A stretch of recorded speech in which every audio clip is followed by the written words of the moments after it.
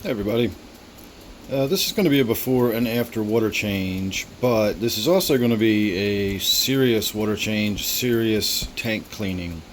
I have already begun treating the tank with hydrogen peroxide. I'm not going to get into details about how to do that.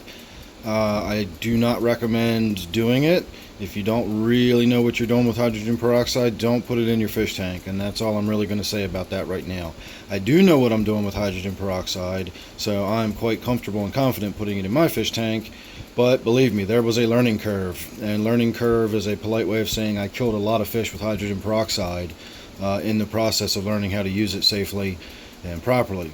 Now, if you will notice, we've got a ton of bubbles coming up over here, and this area in particular is where I actually applied the initial dose. I actually have a syringe that I put a little piece of airline hose on, and then I can use this to squirt stuff where I want it, when I want it. And in this case, I am circulating it through the entire tank, but just to give the viewer an idea of what happens when the hydrogen peroxide comes in contact with that algae, I squirt a lot of it sort of in one centralized area. Another thing that I would like to note before we get started on doing the actual water change, if you don't already have one of these, but go out and buy one. They're 99 cents probably, or something to that effect, and they will save you so much heartache.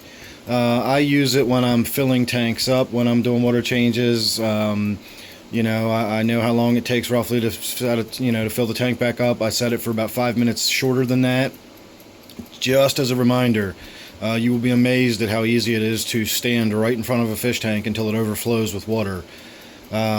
When you're doing your tank parameter test and you have to wait a certain amount of minutes or whatever, turn your timer on. In this case, we are waiting 20 minutes while the hydrogen peroxide does its thing in the tank, and then we're going to do a massive water change. We're going to scrub the glass, we're going to do some plant removal, going to tear down the filter, do a complete filter change. I have a big canister filter in the bottom. We'll get into a little bit of discussion of that later on. But basically, we're going to just do the before and after and give you an idea of how much change is going to happen to this tank today. I do want to point out before we get started, all of this green, I'm guessing this is some sort of algae. I've treated the tank for cyanobacteria many times and it never has any impact on it. It doesn't look like cyanobacteria or behave like cyanobacteria, so I don't think it is. And the fact that that little hillstream loach right there loves eating it, which is why I have all these clean spots on this rock, lets me know also that it's not cyanobacteria. The loaches will not eat that. You can see it on the back glass there, and it actually like waves and flows in the current almost as though it's velvety. It's actually very pretty, but it also coats everything very shortly after getting in the tank. So that's why I'm treating today. I'm going to try to do just a kind of a whammy on it. I'm not going to remove it from the tank, but I can beat it back a little bit and kind of get ahead of it and stay ahead of it. I do this with my tanks all the time. It's one of the costs of having heavily stocked tank with a lot of organics in it, and nice brightly lit tanks like I like. You got a lot of organics, you got a lot of bright light, you're going to have a lot of algal growth in your tank. That's just how it works. So we're going to get in here and start scrubbing. I'm actually going to start scrubbing that while the tank is still treating, so that anything that gets broken loose and knocked loose into the water column will then more than likely be killed off by the hydrogen peroxide that is in the water column at the moment, and then will be flushed out of the tank when I do a massive water change. So I'm going to go get started on that, and we will be back for another part in a few minutes, and then we'll do a before and after at the end. You can see it comes off the back glass, but not terribly easily. I have one of these brush scrubbers. It's hard to see what I'm doing and hold the camera here at the same time. But this will in no way clear the stuff completely off the glass, and it will come back in due time. Remember, algae is not a plant in the sense that it is a large plant. It's a plant in the sense that it is a single-celled organism. So what you see when you see the green glowing on your glass is colonies of algae. So unless you can scrape your glass down till there's not even a single cell left on the glass, then it's going to grow back. You haven't removed it. You've just removed enough to take it below the point of being visible. So let me keep going on this. and then when it's done treating after 20 minutes, we'll start doing the actual water change. Alright everybody, we got the tank draining, and I got the filter top off, and we are going to begin to tear it down. So I'm going to show you what the inside workings of this look like, in case you're not familiar with it. I know almost everybody is. This is a very, very common filter. I highly recommend it. That is my UV sterilizing light. This goes on the lid, and that is where the two water lines go in. They actually have a valve that you just close off. You take that hose right off. No fuss, no muss. It doesn't even drip. I just lay it right on the floor. I pull the whole canister out, take the top off, and then we've got the trays.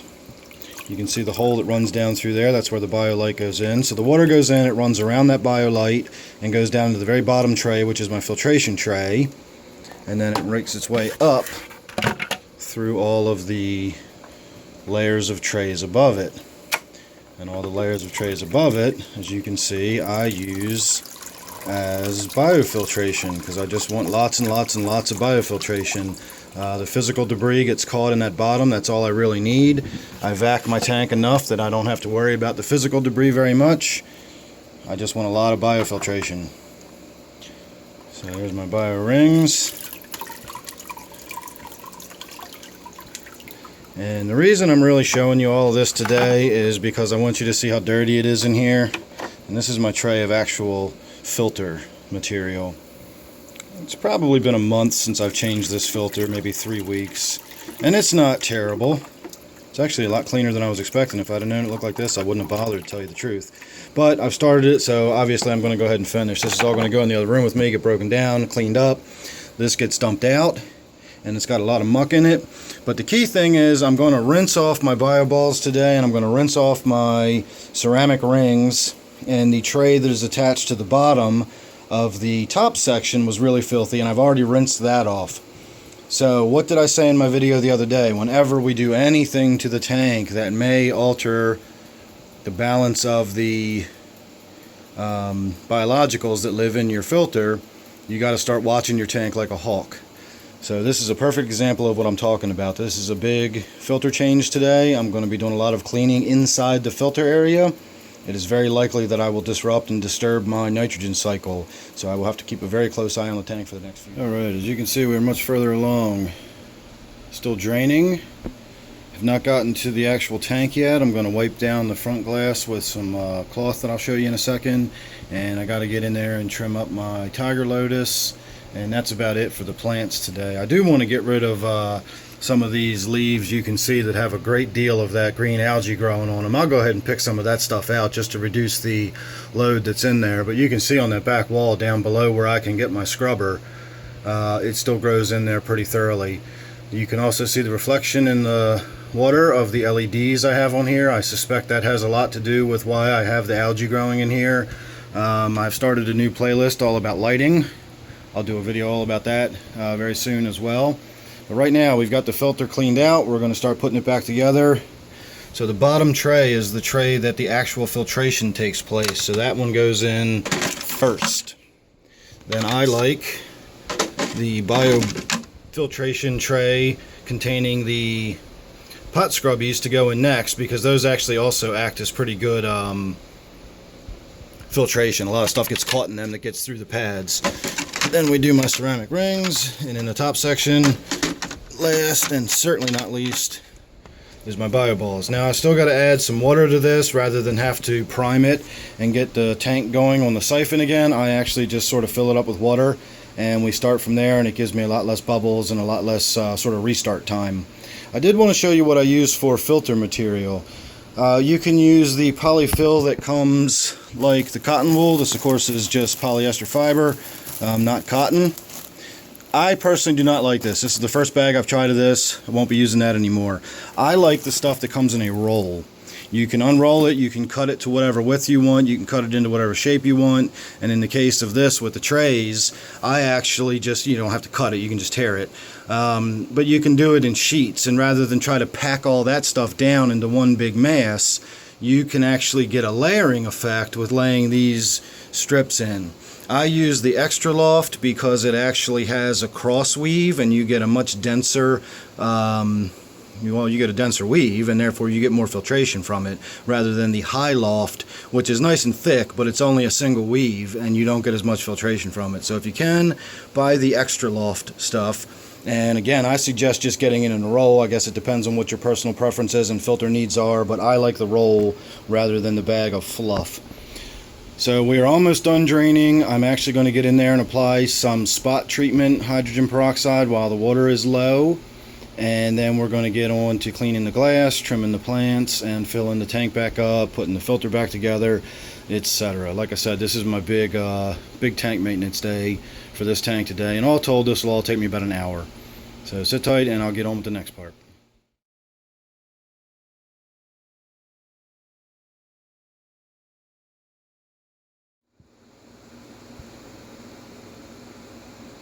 And there's your after, everybody. So to me, the water looks a little off. I've experienced this before. It's really hard for me to explain what I mean. It's not cloudy, but there's just something that does not look right about it. So I've been on top of my water parameters. I've been checking all afternoon. It is several hours later, and everything is fine. Nothing is even beginning to shift.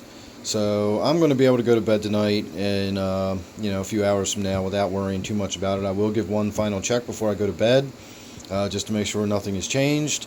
And of course I will be checking first thing when I get up tomorrow morning. We did do a big filter change and hydrogen peroxide treatment. And believe me, that hydrogen peroxide not only kills the algae that's in the tank. Remember, bacteria that deals with your nitrogen cycle lives on surface area. So even though I shut my filter off and disconnected it from the system while I was treating, all of the bacteria that lives in the tank that was exposed to that hydrogen peroxide took a serious hit as well. So I've disrupted the nitrogen cycle considerably. Whether it's enough to really have an impact and how long it'll take to recover remains to be seen. But that's kind of my point, and that's the point I was trying to make in that other video I shot about testing your water. It's very easy, it's very inexpensive, and it's just something to do if you're bored sitting around looking at your tank for a few minutes. So later I will be doing that, and should anything run amiss, I will be prepared at a moment's notice to start doing water changes or whatever needs to be done to correct the problem. So there's my before and after. You can see that some of whatever was on that rock there has actually turned an orangish brown color after it was killed off by the hydrogen peroxide. Once the algae gets killed, the fish really seem to enjoy it a lot more. I don't know if it comes off the rocks easier and they can bite into it easier, or what the deal is, but everybody seems to enjoy munching on the algae after it's been treated with hydrogen peroxide. And that is some that has been treated, and then down here on the rock you can see where it has not been treated, and it looks much more lush and green, very different than the stuff that's been exposed to the hydrogen peroxide, at least directly. This is what I actually sprayed, not what I did the whole tank treatment on. So there you go. That was a before and after look at a major water change and filter cleaning on my Gourami tank. Hope you enjoyed. Please subscribe for more videos to come. Thanks for watching this one, and I'll see you real soon.